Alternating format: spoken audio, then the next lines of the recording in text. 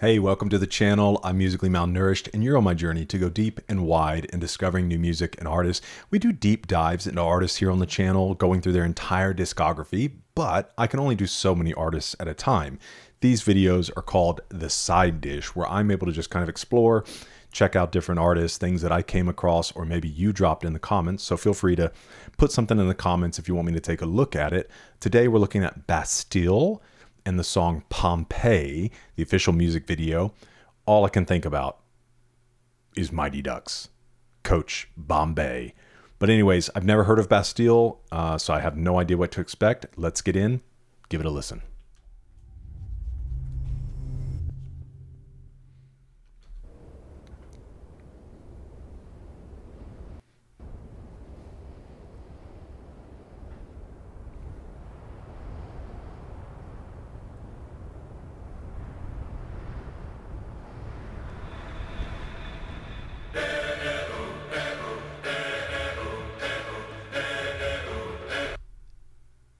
Okay, I recognize this.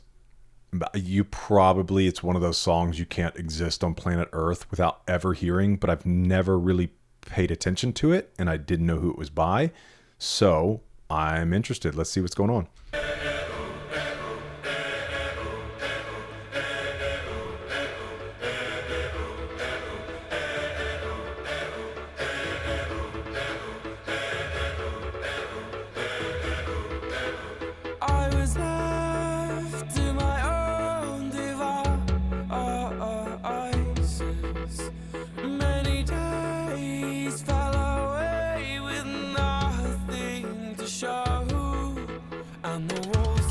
Tumbling down in the city that we love. Great clouds all over the hills, bringing darkness from above. But if you close your eyes, does it almost feel like nothing changed at all? And if you close your eyes, does it almost feel like you've been here before? How am I gonna be an optimist about this? How am I gonna be an optimist about this? We were caught. Yeah, get out of there, bro. Burritos aren't worth it. In your pose as the dust settled around us, and the walls kept tumbling down in the city that we love. Great clouds roll over the hills, bringing Little shining moment here. But if you close your eyes, does it almost feel like nothing changed at all? And if you close your eyes, does it... I'm really interested in taking a look, and we probably will on the other end of this, just kind of the real heart. Because one of the things that we do on the channel is when we do deep dives into artists, we go through their entire discography, one song at a time. And I do a react, but then I do a second video called The Second Course, where we do a deep dive into the lyrics and meaning behind the music. Because Pompeii, it's like ancient city that was fallen or something. We'll look into it. But it's interesting because you hear these songs so much, just on the radio or wherever, that sometimes the real meaning behind the song, and there are a few that come to mind, kind of escape you, because you just vibe with it. It's a great song, and that's a beautiful thing about music, but there's also seems like there's a really good meaning here, because obviously it seems like he's going out into his city and encountering alien type figures or just those that are kind of dead inside. And even what he says, right? If you close your eyes, it's like nothing's changed at all, which is really interesting. Because it's like if you're just ignorant, if you just don't pay attention, if you just go with the flow, like you won't realize anything's changed at all. Everything's good. But if you're awake, alive, paying attention, like things have really changed. And that's a message that fits in pretty much any timeline. But if you close your eyes, does it almost feel like nothing changed at all? And if you close your eyes, does it almost feel like you've been here before? How am I gonna be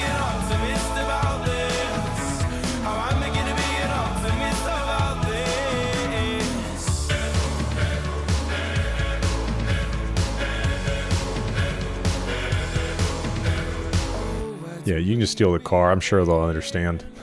The rubble or our sins? Oh, where do we begin? The rubble or our Listen, I got into a lot of mischief when I was younger and did a lot of stupid things, but I never stole someone's car. Could you imagine riding around in somebody else's car? Of course, it'd be exciting and there'd be a high, but I'd also be so terrified. I mean, you're literally just riding around. It's like going and sitting in somebody's house. rubble or our sins? Oh, where do we begin? The rubble or our sins? And the walls kept tumbling down in the city that we love. Great clouds roll over the hills, bringing darkness from us. But if you close your eyes, does it almost feel Oh, is he becoming like one of them? changed at all? And if you close your eyes, does it almost feel like you've been here before? Oh, how I'm beginning to be an optimist about this. How I'm beginning to be an optimist about this. If you close your eyes, does it almost feel like nothing changed at all?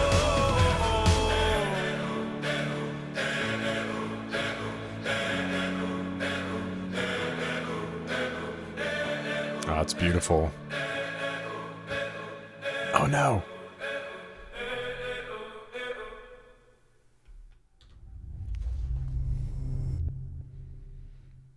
Okay, so what I was hoping was going to happen is like he got out of the city and got into nature and it changed.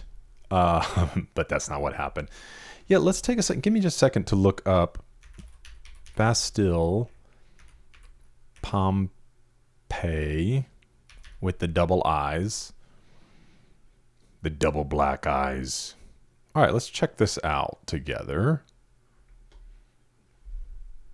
Pompeii was the fourth song to be released from Bastille's debut album Bad Blood. It's reached number 2 on the UK singles chart. Okay, some information. In an interview with NME, Dan explains that it is indeed about Pompeii and a conversation among some of its citizens as the smoke comes down. Oh yeah, because Pompeii was the city under the volcano. It's really about what happened in Pompeii and the city. Famously, the city was sort of dug up and people who were wiped out by the volcano were kind of discovered, or the negative space of their body was discovered in the poses in which they died. And I just thought that was such an interesting image and a really happy one as well. So the song is sort of imagining a conversation between two of those people. He also reacts to the huge success the song has been.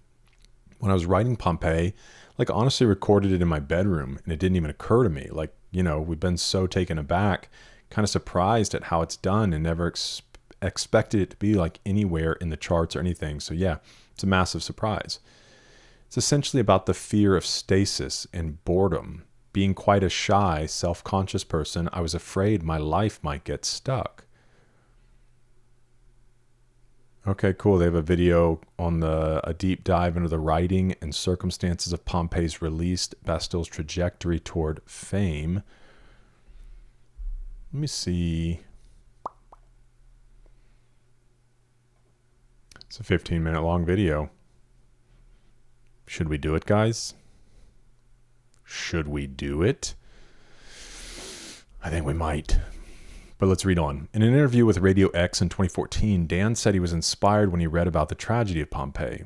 I was reading a book that had some pictures of the people who got caught up in the volcanic eruption. And it's just such a kind of dark, powerful image. And it got me thinking about how boring it must have been emotionally after the event, to be sort of stuck in that same position for hundreds and hundreds of years.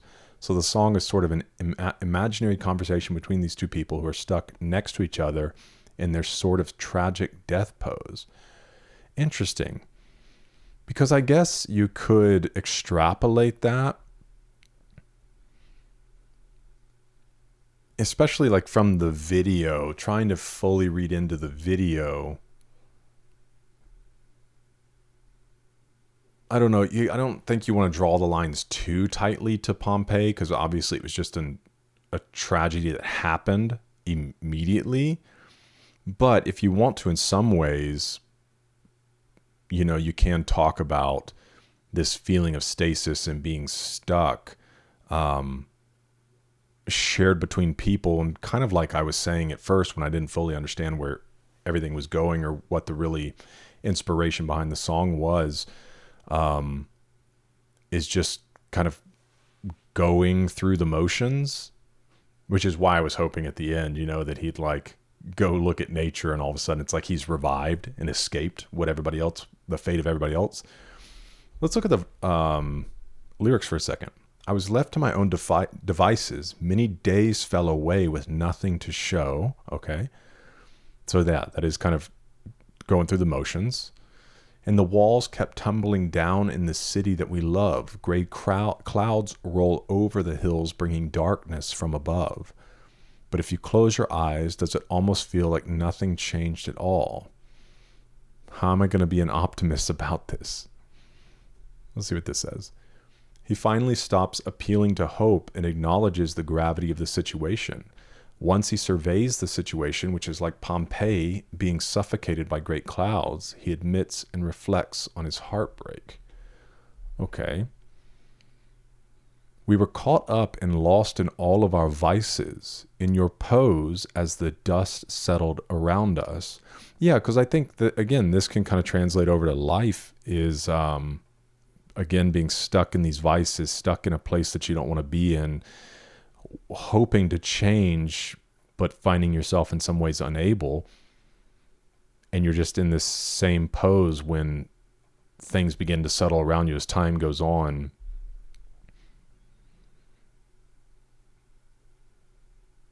Where do we begin? The rubble or our sins? Okay, again. And the walls kept tumbling down. Okay. Let's see what this says. It's a lament about the mess left behind on more than one level, and final confirmation that the lyrics in verse 2 were signifying the ultimate end of the relationship. Okay, so is it a song about a relationship? I mean, I can see that. The dust settling around you. At the end of the disaster, when the chaos is settled and everything is in ruins, this is one of the questions. What are we supposed to focus on first? Should we clean up the easy external elements, the rubble, or should we dig deep into our souls to fix what might have contributed to the destruction, the sins? So yeah, I mean, you can take that idea with a relationship or just life in general. Do we clear up what physically happened, the physical act of cheating? Where did cheating come into the mix here? Additionally, the people of Pompeii believed their gods were punishing them for their sins with the eruption. That's why the song includes the part about sins, an interesting bit of history. Okay, we're going to have to watch that one video where they do a little deep dive into it. Okay, then it kind of finishes out there. Let me get this one pulled up. All right, let's settle in, boys and girls. 15 minutes, 16 seconds. I remember finishing the song to send it off to get mixed and having a bit of a freak out moment. Mark, our producer, and our A&R guy at the time was in the room. We were playing the final version of the song. I was like, is it a bit ridiculous? It's so big. I was like, is it a bit stupid and embarrassing? And I was almost trying to shut it down, and they both were like, stop it, stop it. Good job, guys. Does it almost feel like nothing changed at all? And if you close your eyes. When he talks about it being big, I'm curious because one of the things that I loved about it is when you listen to it, there's so many different layers to it. And I guess maybe that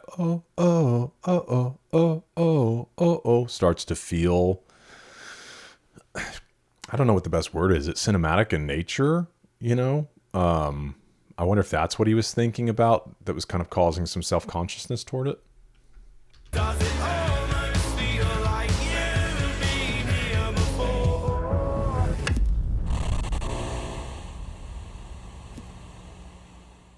So from your understanding, what are we about to talk about? We're about to talk about what it was like to write and release Pompeii which was, I guess, internationally our first single, and the way that it completely changed all of our lives, and means that like nearly 10 years later I've still got a job making songs, sort Wow. of, I hope. I'd been making songs as a teenager, but I was didn't very realize it much was so that long ago. subconscious. I had no aspirations to take it anywhere. I didn't want to play in front of anyone else. It was genuinely just a thing I did for myself.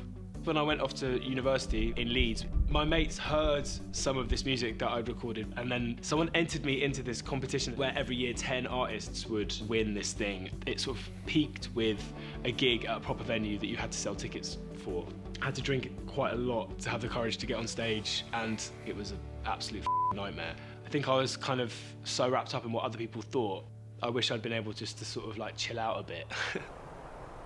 I'd left university, Hey, so I'd you moved learn. home with mum and my dad, and I remember working on Pompeii there, just in my old bedroom, which is kind of weird. When he's starting at square one, he writes the song of his life.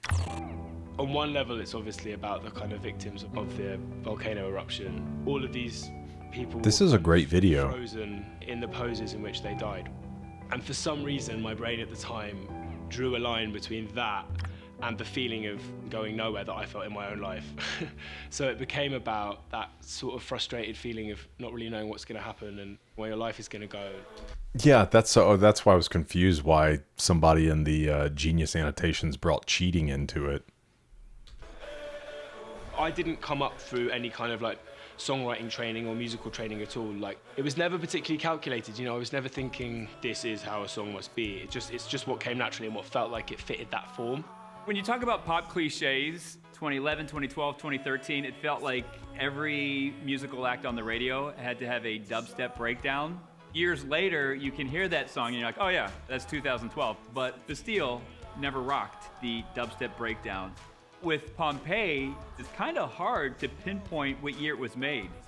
If you're looking back and trying to analyze why it did well, that's probably why. I think a combination of that, funny synth stabs, big epic drums, and tom hits, a real bass line, my really weird voice that sticks out because it doesn't sound conventional at all, and this huge chant. I remember with the chant, the eto bit, I think initially it was like a keyboard riff and I wanted it to be a guitar riff, but I can't play guitar. So yeah, there was like limitations to what I could do by myself. I guess the tension in me as a weird, self-loathing, self-conscious person is to make your own music. That's really encouraging, I think, for creators, you know, either needing to go find the person that can help you accomplish it. Obviously, there's the option of teaching yourself, but if you're in like the middle of making something and just wanting to get it made, that's obviously not always the fastest option. And then there's embracing what you have the capability to do in the moment and not letting that scare you away from creating, because obviously it worked out, you know?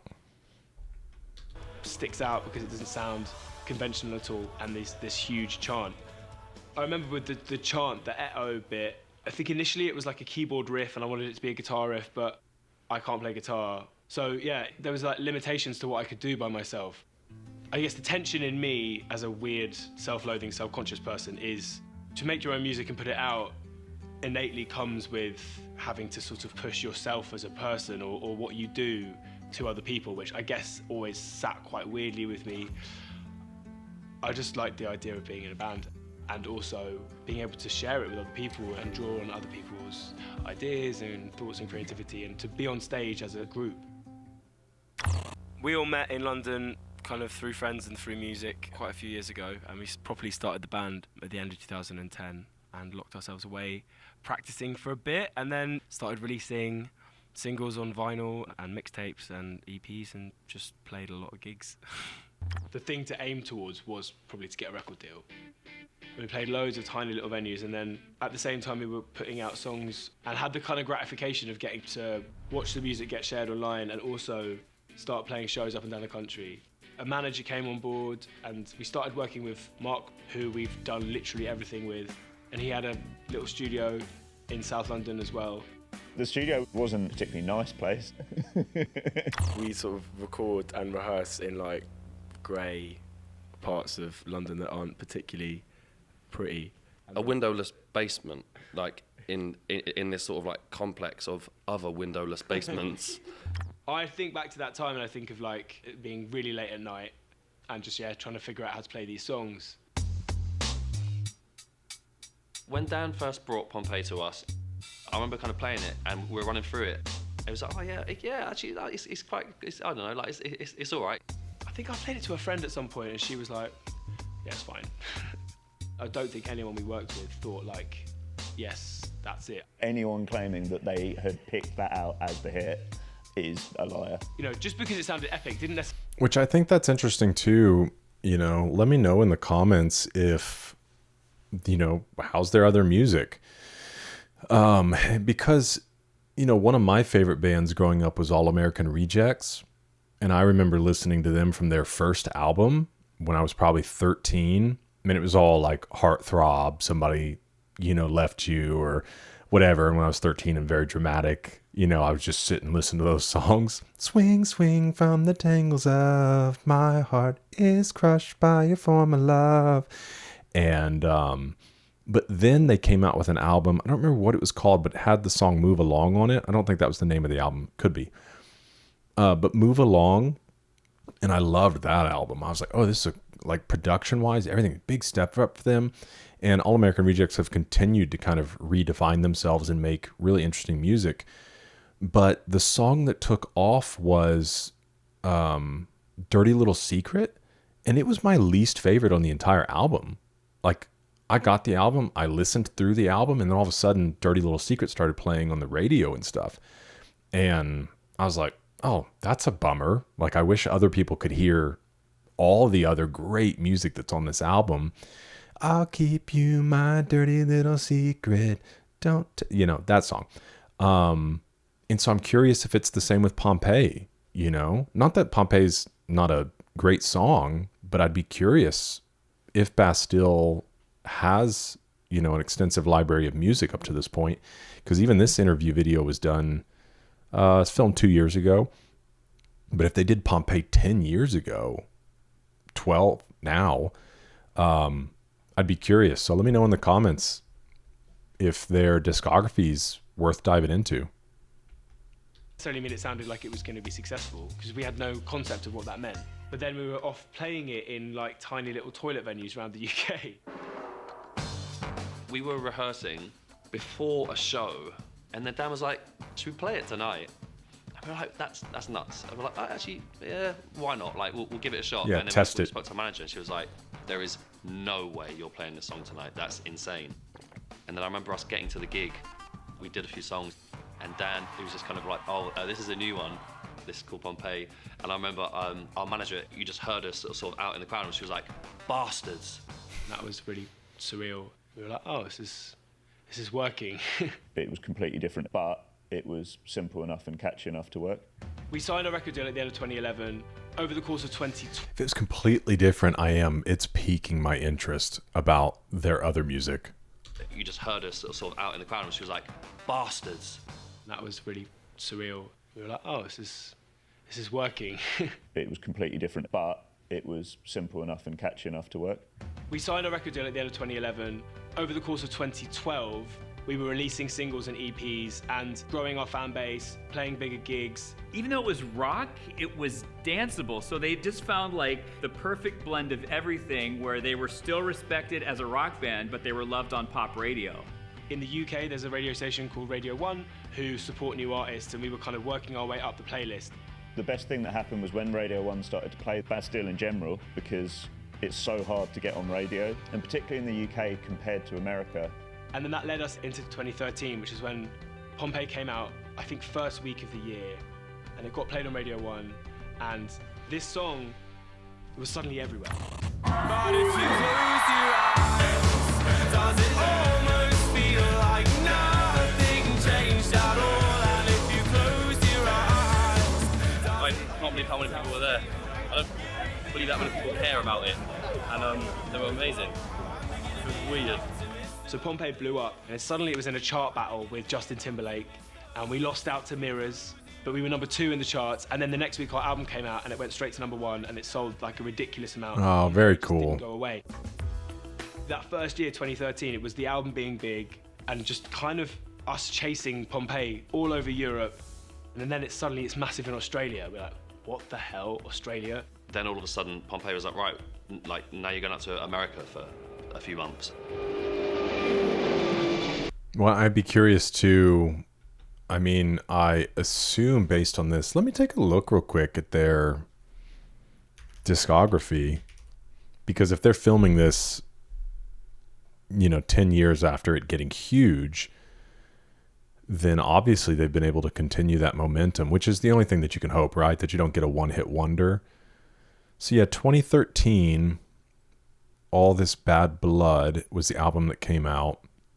They had an album in 2014, 2016, 2018, 2019, 2022, MTV Unplugged in 2023, an album in 2024.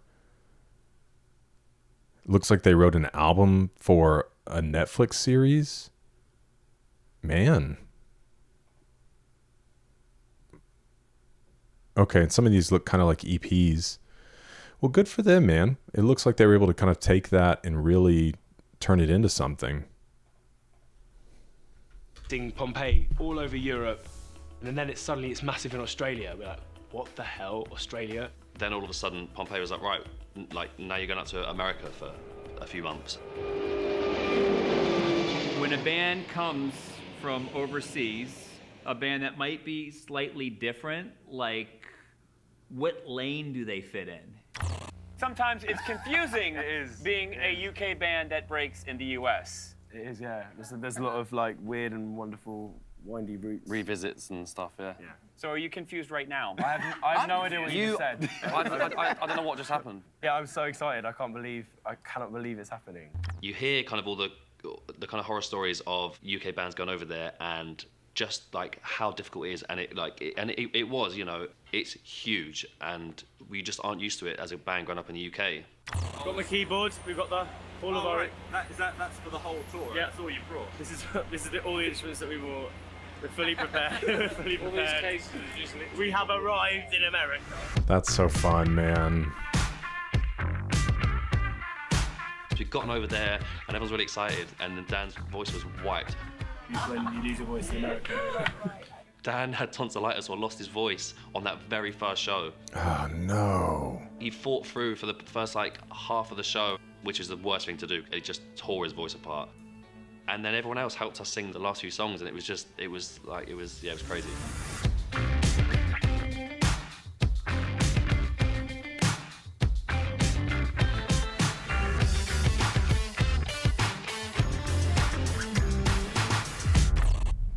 What the feeling is like to finally break as an artist? I don't know if there is really a point at which you break or anything, and I think we're probably the worst people to answer that question. So I don't know. I don't know what the feeling is. I also don't know if we've broken. I hope we don't break. As 2013 was finishing, we signed with a label in the States. They started testing. I don't know if he fully understood the context of the question. I think, which live TV is, well, it may not have been live. Answering questions on the spot is difficult. Obviously, the meaning of the question is, what does it feel like to break through?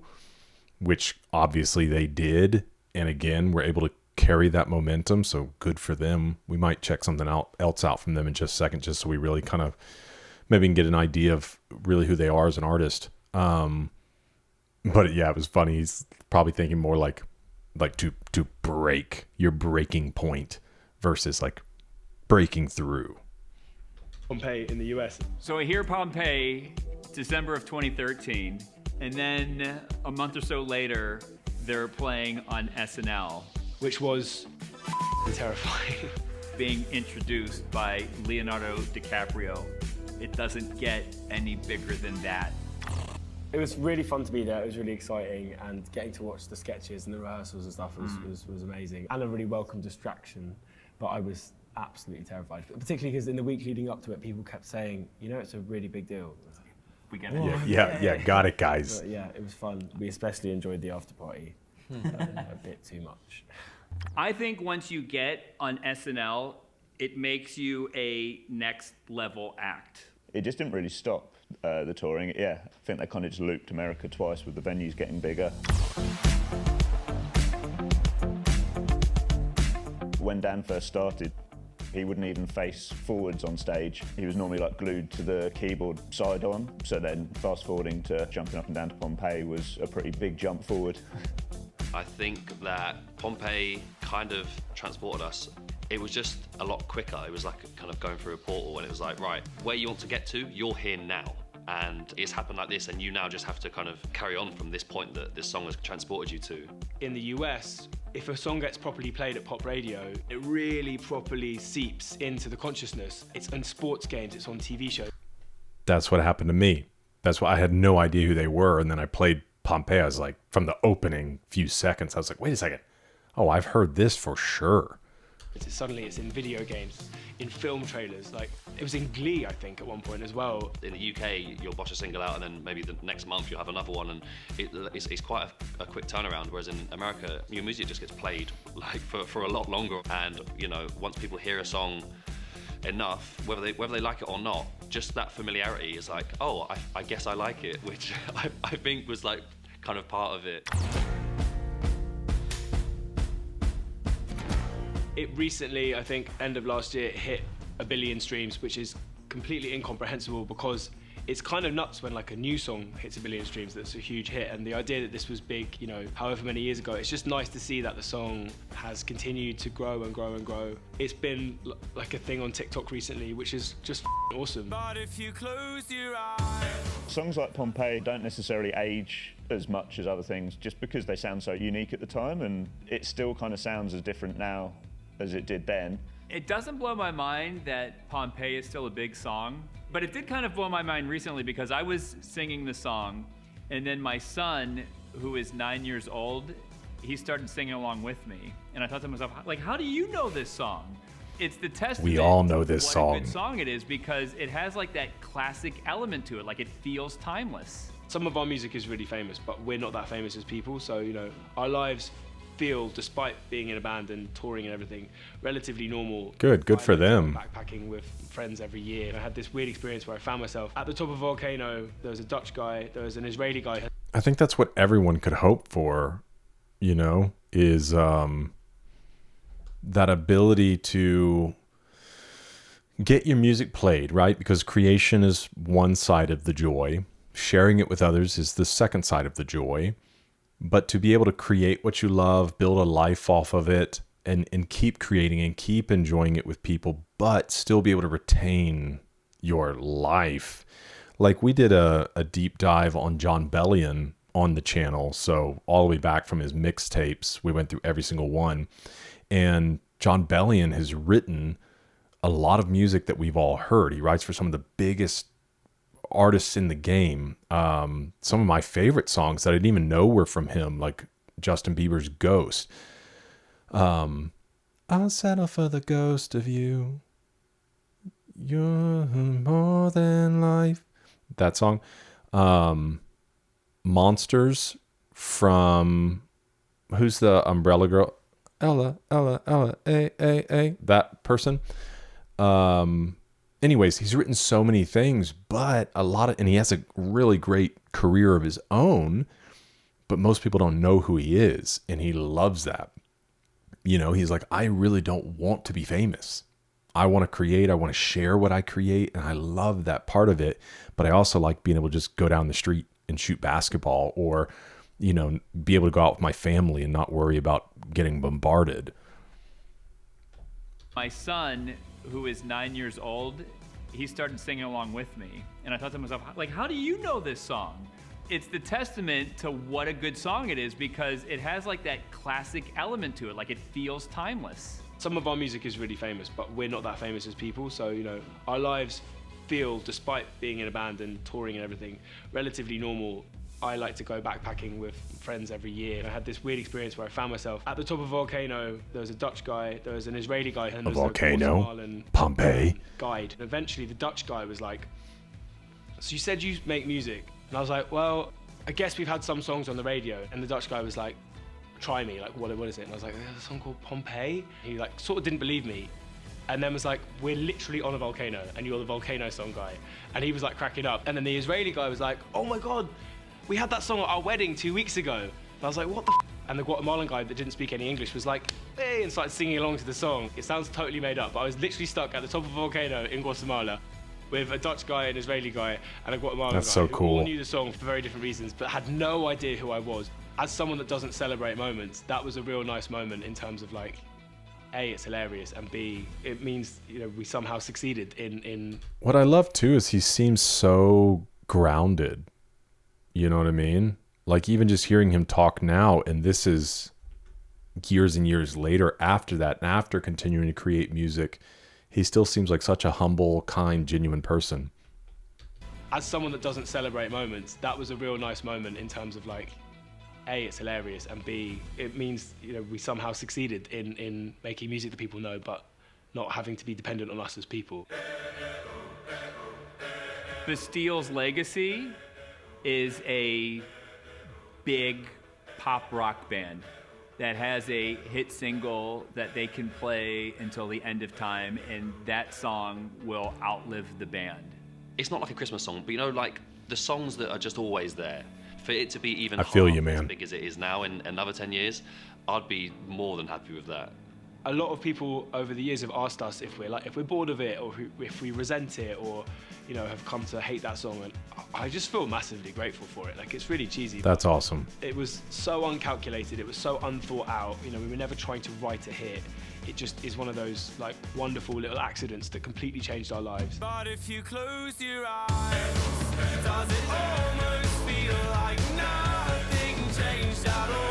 I remember when our manager called and was like, you're nominated for 2 Grammys. Everything like that came through, we were like, what? Us? How am I gonna be an optimist about this? It's just completely mad. This is a song that I wrote by myself in my bedroom. Does it almost feel like nothing changed at all? It was in the charts alongside songs written by like 10, 15 people with like dozens of producers, and I was like, me and my mates made this. This is f***ing insane.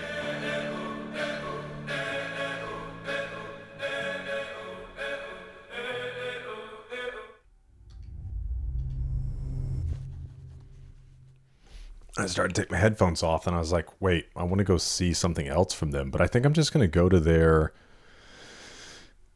Apple. Okay, obviously Pompeii's at the top. Okay, this is a single from 2018, because obviously I don't know what the best thing to play from them would be. I really just want to hear something different from them. Maybe I shouldn't pick the top ones.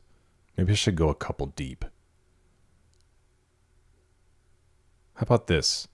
This is a single from this year, 2025, called Save My Soul. Let's see what we're working with here.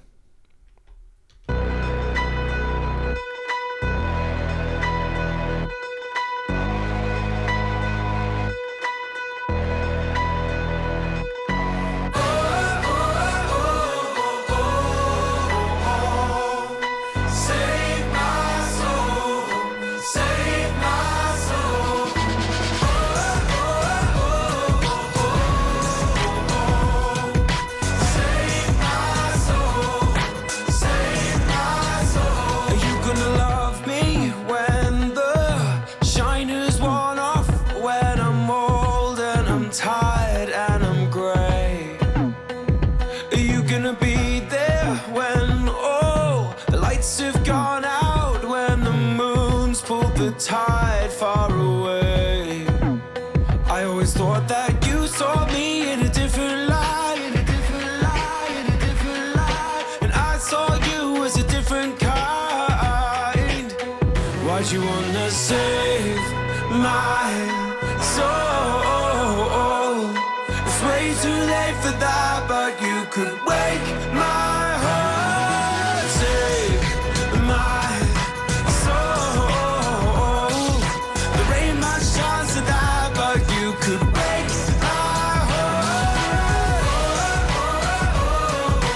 definitely got that similar like poppy vibe.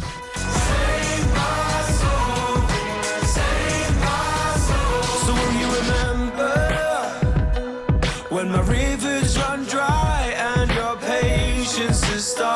waiting to wait. Or will you remember when the fires have burned out and the eyes are all looking away? I always hope that you saw me in a different light, in a different light, in a different light. And I see you running through my life.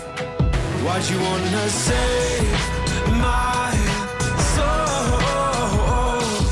It's way too late for that, but you could wake my heart. Take my soul.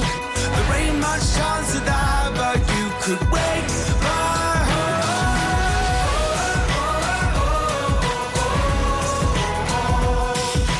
Save my soul.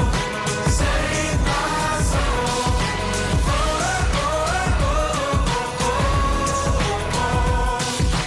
Save my soul. Save my soul. I don't know what we're looking for. Maybe we'll find it. I don't know what we're looking for now.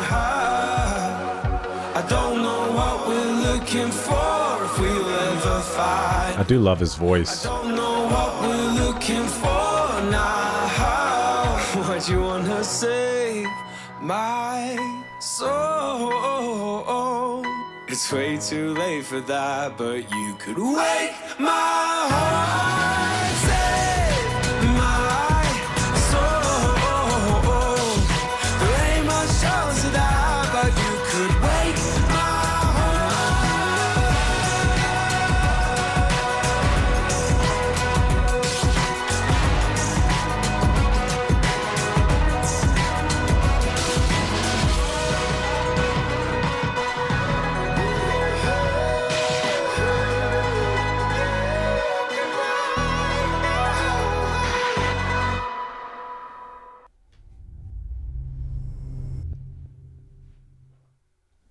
All right. Yeah, I mean, that similar kind of poppy vibe, I mentioned that during the song. I wonder, what if we go back to the first album that obviously had Pompeii, and let's just pick one off of here and just see what was going on at that time. Icarus? Love the name. I'm invested now, guys. We're on the appetizer tray. We're on the sampling tray. Bring me the samples. All right, let's see what's going on with this. This is song Icarus from their 2013 album, All This Bad Blood.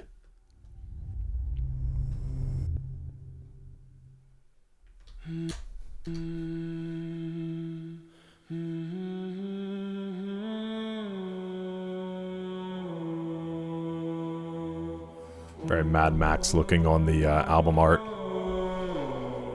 Little halo. God of War.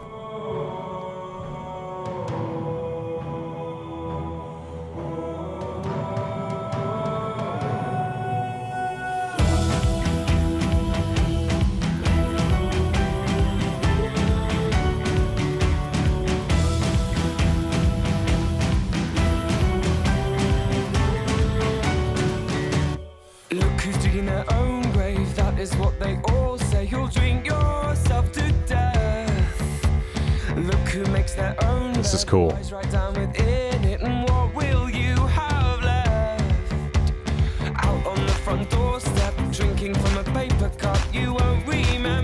His accent comes through big time on this.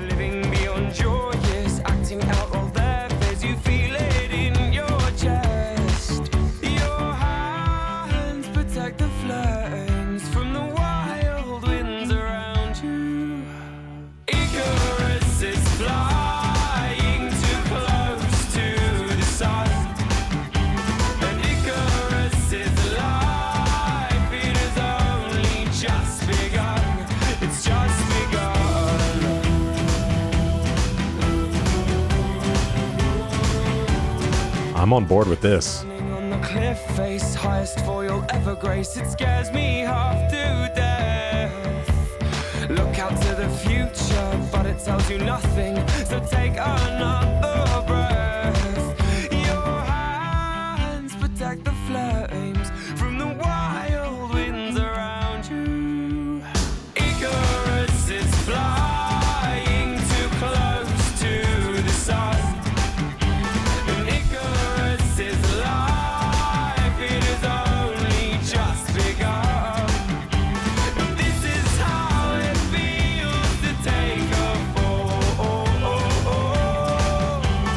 violin.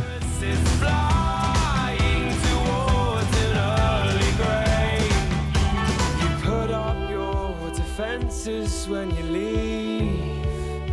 You leave because you're certain of who you want to be. You're putting up your armor when you leave, and you leave because you're certain of who you want to be. Oh, Icarus is flying too close to the sun, and Icarus is life, it has only just begun.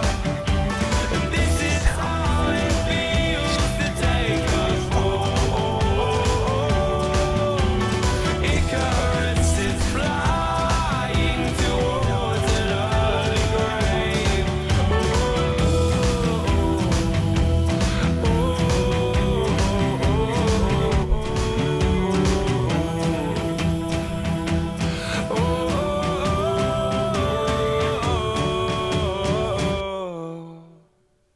Oh, yeah.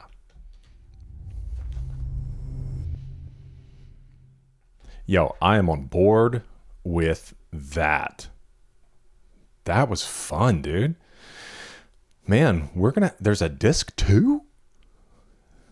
All This Bad Blood 2013 has a disc 1 and a disc 2. That is 25 songs. Wow.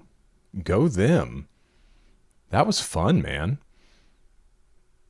The titles of their songs, a lot of them are really interesting too. Man. Well, hey, I've enjoyed my little dive into Bastille. Sounds like they've been doing really well for a long time. Let me know your thoughts. Bastille fans, sound off in the comments. Let me know your thoughts. Fun. Thanks for being with me for this one. Hope to see you in the next one. I did mention John Bellion, so I'll throw a few of his playlists up here just in case you're interested. But yeah, looking forward to having a conversation in the comments. Hope to see you in the next one, because reading good.